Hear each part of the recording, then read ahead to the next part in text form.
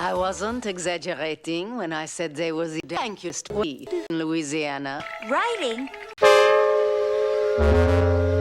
Gracious goodness me, how did the writing get there? Wow, is this great stuff or what? A real case of levitation.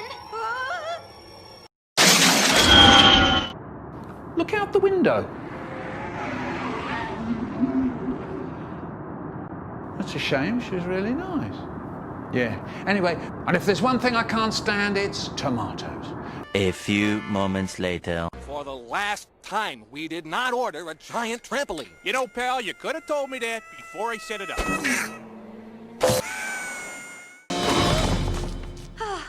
Nice catch, maybe from where you're standing. That's hot. Scooby-Doo and the gang will be back. Shaggy really is Scooby-Doo. Cockable it's of a bus! If I were you, I wouldn't watch this commercial. In fact, I'll switch over for you.